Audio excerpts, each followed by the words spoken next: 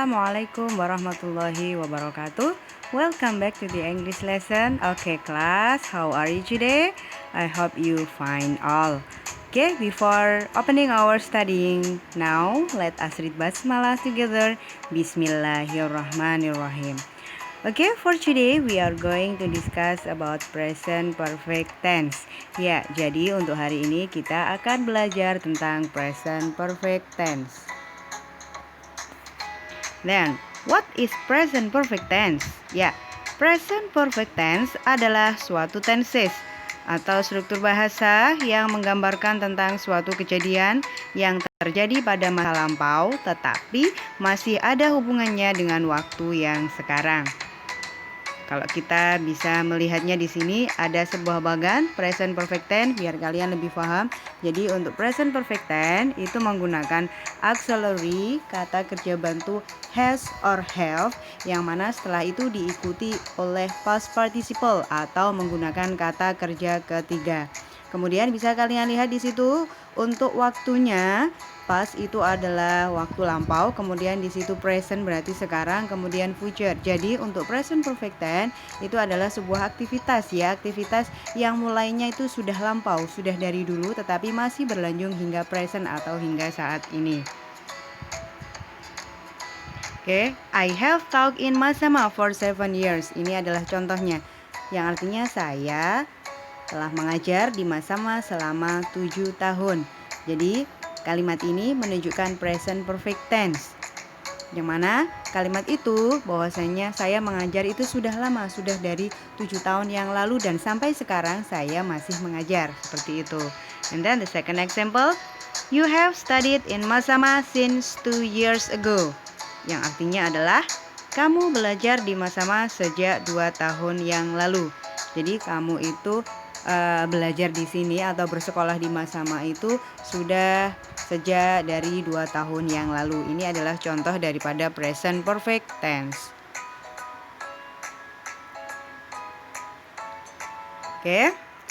The pattern or formula atau rumus daripada present perfect tense kalian bisa lihat di situ ada bentuk positif, negatif, and interrogative.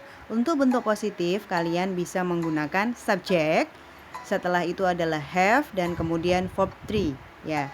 Untuk have itu adalah subjek dari atau subjeknya adalah I, you, they, we. Jadi I have, we have, you have, they have. Kemudian untuk has itu adalah menggunakan he, she, or it. Yang mana kata setelah itu semuanya disertai dengan kata kerja ketiga.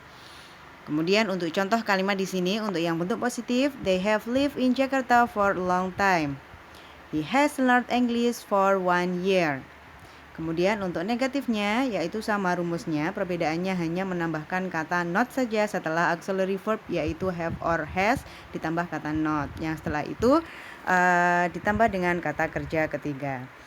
Contoh kalimatnya, they have not lived in Jakarta for a long time. He has not learned English for 1 year. Jadi gitu ya, ditambahkan kata not setelah have. Kemudian yang interrogatif diawali dengan auxiliary verb bisa pakai have atau has. Contohnya di sini adalah have they lived in Jakarta for a long time? Has he learned English for 1 day?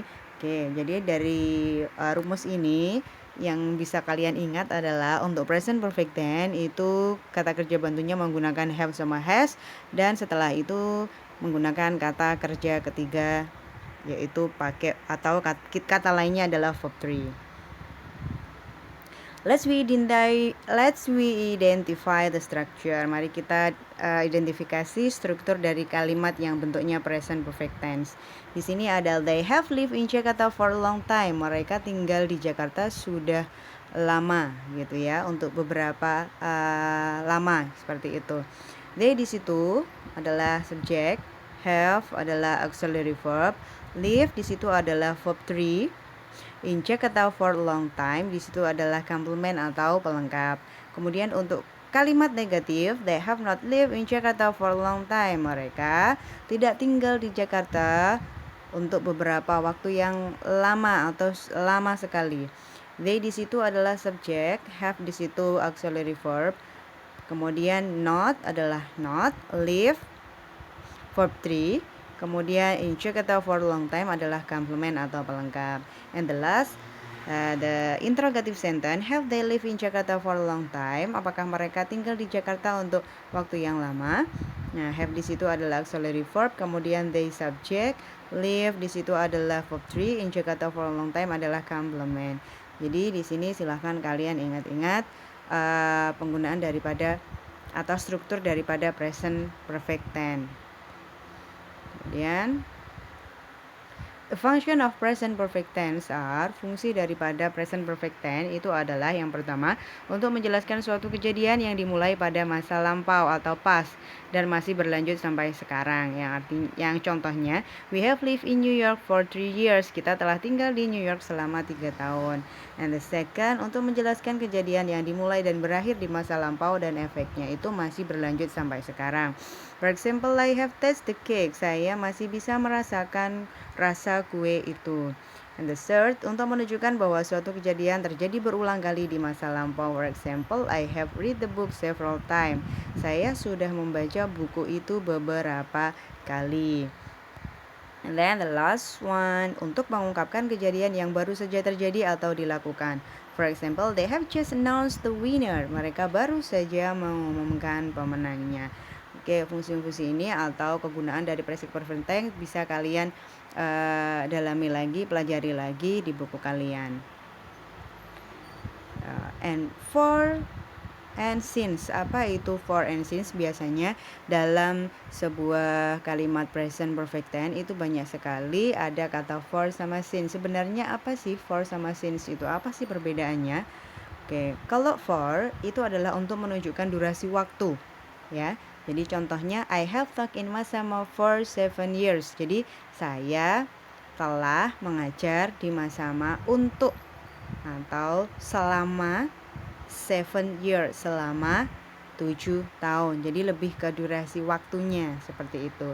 Sedangkan since untuk menunjukkan waktu mulai atau bisa kita artikan dengan sejak, ya, mulainya kapan, seperti itu.